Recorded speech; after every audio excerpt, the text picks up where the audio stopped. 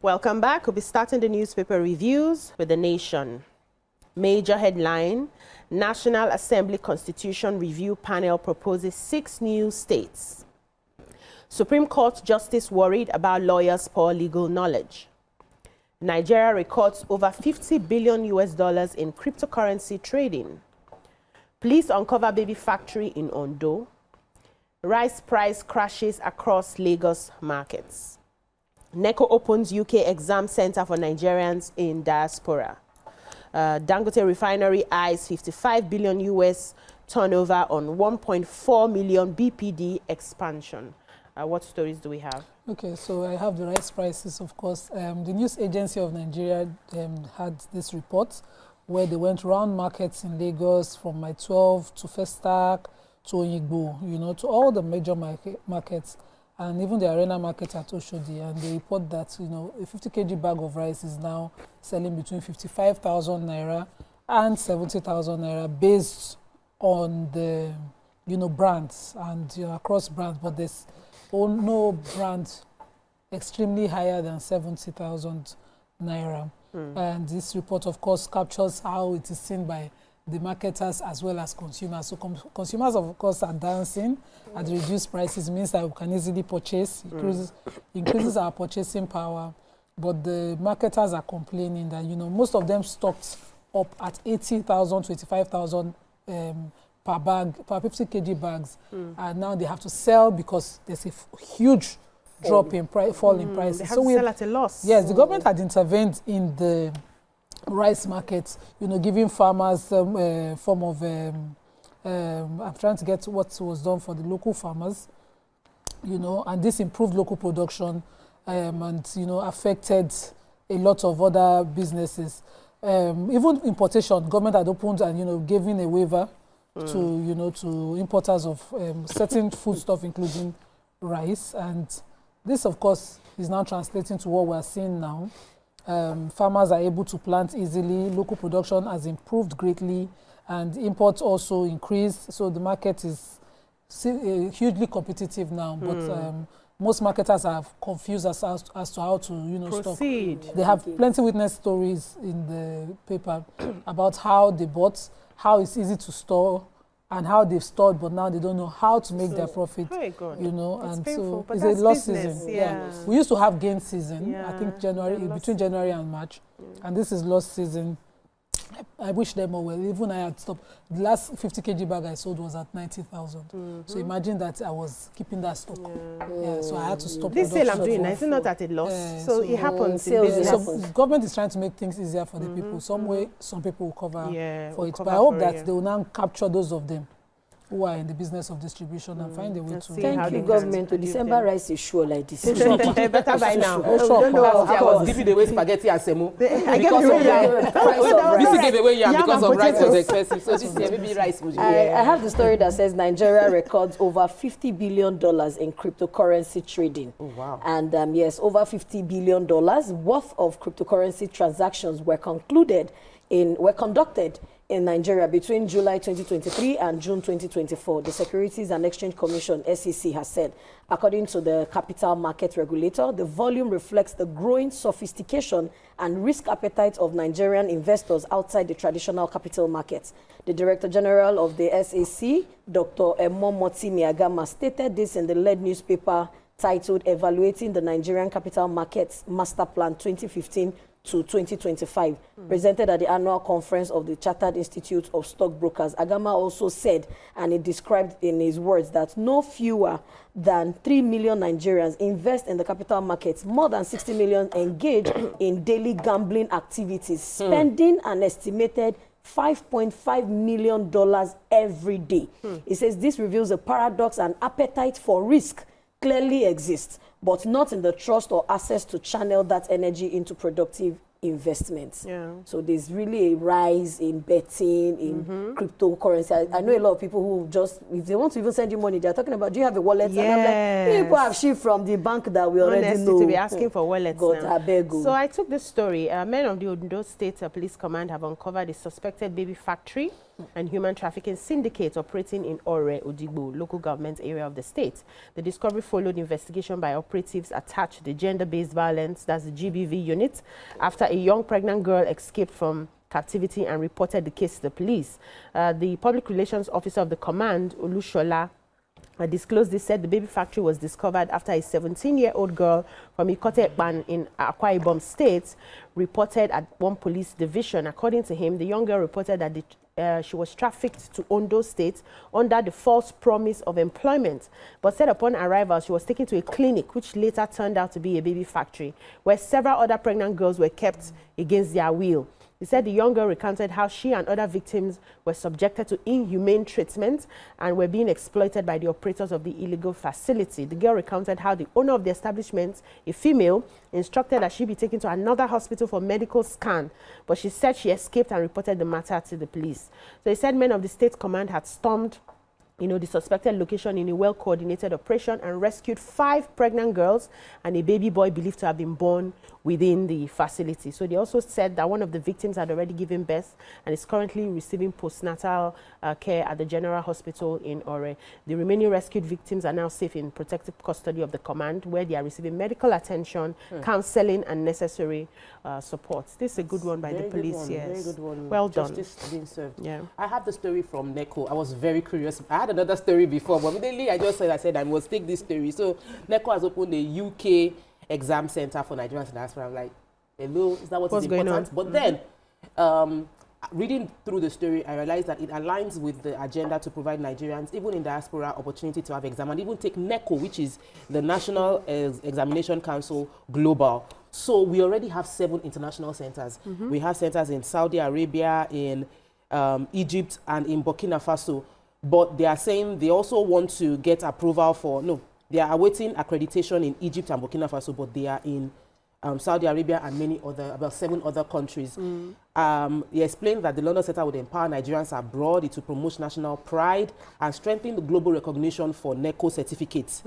And it's important because sometimes people, some international schools disregard the NECO senior secondary exams results. They don't take the result from NECO seriously. So this would position for NECO to be taken seriously. But apart from that, many Nigerians within Nigeria said don't even take NECO or WAEC. They're busy taking international exams. So it's good to know that as you are taking international, Nigerians international are taking local. So it's a good one. Yeah. All right, let's move on now to the Daily Sun. Major headline: States creation, Nigerians divided over National Assembly approval. Hypertension threatens future of Nigerian young adults. This is cardiologist who said this. Dangote applauds Tinubu's reforms project, $55 billion annual revenue. Airpeace begins Abuja-London Heathrow flight operations. Q1 Access Holding records 42.4 trillion in total assets growth. And Unijust students kill buries mates in shallow grave. Wow. Who has that? I have the story. Hey, tell us. So 2 students who are friends and live in an off-campus apartment, they are also into music. They had gone after classes to a music recording.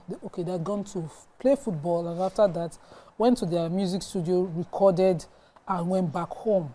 Now these students, the one who was murdered is Peter Mafoyai. He's a 300 level student of the Department of Banking and Finance, and he was killed by Nampon Timnan, a 200 level student of agriculture of the same university. And as they came back home, Nampon had gone to get a machete. And he came back, and some of their neighbors were asking, what do you need it for? What do you need it for? The next thing, he went in and struck his friend one time and killed that one. So students camped everywhere to go get the police. Before they came back, he dug a shallow grave and buried his friend. Oh, was he goodness. In a right mind? We That's don't the question. know. Maybe he was under the so the police came, and they invited all the friends, of course, and got him arrested. And they said till now they don't have a clear motive for what he did, but some are suspecting that maybe something went wrong at the studio recording that they had gone, Hey. It's just a painful. Welcome back. We're still reviewing the papers. Daily Sun. It is. Yes, the story I have says the Nigeria first policy key to security, national security, CPPE. The Center for the Promotion of Private Enterprise, CPPE, has described the Nigeria First policy as a national economic security agenda with the potential to drive inclusive growth and structural transformation across multiple sectors. The director of the center, Dr. Musa Yusuf, stated this in a brief on the Nigeria First policy, where he lamented that despite the nation's abundant natural and human resource, Nigeria continues to grapple with deep structural economic weakness, including heavy import dependence, weak domestic production, low value addition, and fragile foreign exchange positioning. According to Yusuf, the policy is a bold and strategic initiative aimed at tackling these vulnerabilities by placing domestic economic interest at the heart of national development. He also explained that the policy would reduce reliance on imports, strengthen the country's economic base, and protect it from global market shock. Beyond being an industrial strategy, Yusuf also said the initiative will conserve foreign exchange, help stabilize the naira, enhance macroeconomic stability, and minimize external exposure. So he says we should all adopt the Nigeria first, just like Tokpe said, patronize Nigeria. By the time we keep doing that consistently, we will notice that they, of course, will grow and there will be improvements. So let me take a short story that aligns with buying Nigeria, because Air Peace has proudly said that they now have a flight from Abuja to Heathrow. So previously, it's only Lagos that goes to Heathrow. They did not have a flight from Abuja to Heathrow. So the good news now is, yes, people can actually go from, they say the Nigerian aviation, they've recorded another milestone. On Sunday, the Minister of Aviation, Festus Keyamo, led delegations and dignitary on Air Peace inaugural direct flight from Abuja to London Heathrow Airport. And the flight departed from Nnamdi Azikiwe Airport, obviously in Abuja, and got them into Heathrow, which is the world's busiest airport, and it's one of the things they've wanted to do, because before they could only go to Gatwick, but now they can go to. They said today's success is proof that we can build a resilient private sector if we give them the right environment. So somehow, Festus Keyamo, I'm beginning to feel you're working, even though I felt that. He is now. So that's not a minister you should have called. I wasn't calling him out now. I had called him out when he was appointed. That why would they make a lawyer from law? I join you there. So I was waiting, but I'm now saying that I'm seeing that guys, well done. He's passionate about to Air Peace as well. I flew them for the first time last time, and it was an okay experience. It was good. We'll get there. It wasn't bad, but we'll get there. We'll get there. Yes, we appreciate continuous support to make them better. Yes. So Vanguard, major headline: NECO man Nasima rejects Senate's NSITF takeover. Nigeria loses $6.8 billion to oil production shortfalls in 8 months. Dangote expands refinery capacity to 1.4 million barrels per day. Despite court order, Lagos demolishes over 70 houses in Oworoshoki. Serap to NNPCL accounts for missing $22.3 billion and $49.7 million, 14.3 million pounds, and 5.2 million euros, all funds. Access Holdings gross earnings up by 13.8% to 2.5 trillion. Resident doctors declare indefinite nationwide strike from October 31st. Leke, resident doctors. Leke. You have it? Yes, I do have. You have resident doctors? I do have. That's why she's lekeing. Because that was the last one. Resident doctors now, they say they want to strike. And the Nigerian Association of Resident Doctors, NAD, has declared a total, comprehensive and indefinite strike beginning at 11:59 p.m. on Friday, October 31st, 2025, following the expiration of a 30-day ultimatum earlier issued the federal government. In a statement signed by NAD President Dr. Muhammad Usman Suleiman, the association said the decision was reached after a 5-hour extraordinary National Executive Council NEC meeting, where members unanimously directed the National Officers Committee, NOC, to commence industrial action over government's failure to address the long-standing demands. And in their, they released the news on their X handle, and it read, 29 days ago, you gave the National Officers Committee the mandate to lead our noble association and a second mandate of a 30-day ultimatum to the federal government on our demands. I am happy to report that we have carried out the mandate with grace and confidence. Today, after a 5-hour extraordinary National Executive Council NEC meeting, members of NEC have issued new marching orders to us once again. The NEC has unanimously directed us to declare a total, comprehensive and indefinite strike action to commence on Friday, October 31st, 2025 at 11:59 p.m. We have reported to NEC, and NEC has decided this NOC will carry out this directive and to its latter and in full compliance. Make nobody sick this period. In fact, I have the demolition, and I'm going to take it from the Tribune angle, because it was from there their lawyer spoke, Femi Falana, representing the residents of Oworo who were affected. He said that, the Lagos State government, against a court order that was issued last Thursday, an interim court order that, was stopping the demolition of the properties or further demolition of the properties in Oworo, went ahead with a 50-man squad or thereabout, firing tear gas in the night, and they demolished over 100 properties in Oworo Shoki. And I don't support doing things against rule of law. But the judge had granted a restraining order against the respondent and their agents or contractors from carrying out further demolition or creating third-party interest over properties located in the Ojileru Street, Oshosha Extension, Toluwa Alashe Street, within the Tesiwaju Ajumoni Community Development Area in Oworo. And he said that the squad, he linked it to something that happened 39 years ago in the case of the military governor of Lagos State versus Chief Emeka Odumegwu Ojukwu and others, where the Supreme Court had set a precedent against the disregard of due process and the rule of law.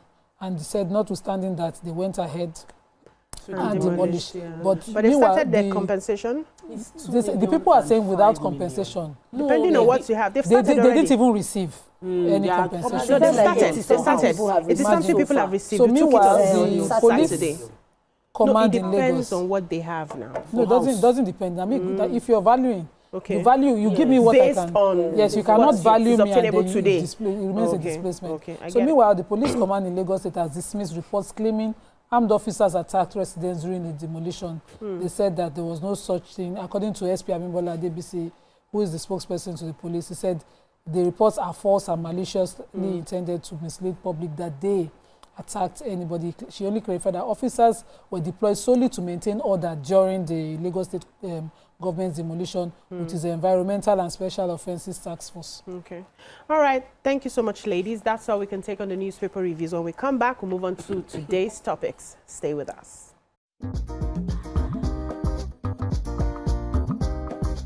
Stay tuned.